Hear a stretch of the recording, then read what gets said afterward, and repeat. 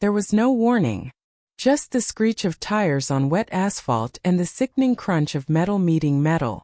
Alex stood frozen on the sidewalk watching the world end. The red sports car, Elena's car, was wrapped around the streetlight, steam hissing into the rainy night. He ran. He ran until his lungs burned, reaching the wreckage just in time to see her hand go limp.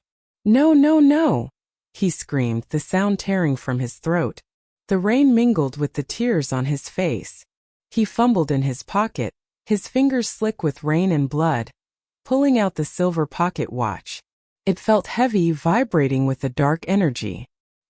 He didn't think about the warning the old shopkeeper had given him.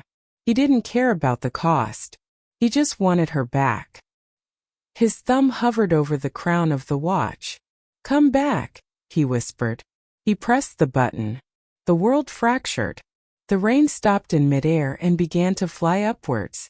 Alex gasped, waking up in his bed with a violent start. The air was dry. The sun was setting, not rising. He looked at the digital clock. 7 p.m. 1 hour before the crash. He was back. "It worked," he breathed, checking his hands. No blood. He grabbed his phone to call Elena to tell her not to drive. But as he unlocked the screen, a sharp, blinding pain pierced his skull. It felt like an ice pick driving into his brain. He dropped the phone, clutching his head. When the pain subsided, he felt lighter. Something was missing. He tried to recall the name of his first dog, a golden retriever he loved. The image was there. A blurry dog running in grass, but the name was gone. Just a blank void. "A small price," he muttered, shaking it off. He dialed Elena. "Don't get in the car," he ordered. "Stay there. I'm coming." It wasn't enough. He stopped her from driving, but she slipped in the shower and hit her head. Reset. He lost the memory of his high school graduation. He saved her from the shower, but the stove caught fire. Reset. He lost the memory of his mother's face. Fate was a hunter and Elena was the prey. Alex was trapped in a loop of death and rewinds. 7 times. He pressed the button 7 times. The pain in his head was now a constant, dull throb. His mind felt like a library where someone had knocked all the books off the shelves. He sat in his car, watching Elena's house. He knew he had to save her, but he was starting to forget why it was so important. He looked at the lock screen of his phone, a photo of them together. "Who are you?" he whispered to the man in the photo, not recognizing himself. He only knew the woman had to live. Attempt number 12. Alex realized he couldn't just protect her. He had to imprison her. He broke into her house while she was asleep. He felt like a criminal, but the logic in his brain was cold and fractured. He found her car keys and threw them into the sewer. He cut the power to the house so the stove wouldn't work. He locked the doors from the outside.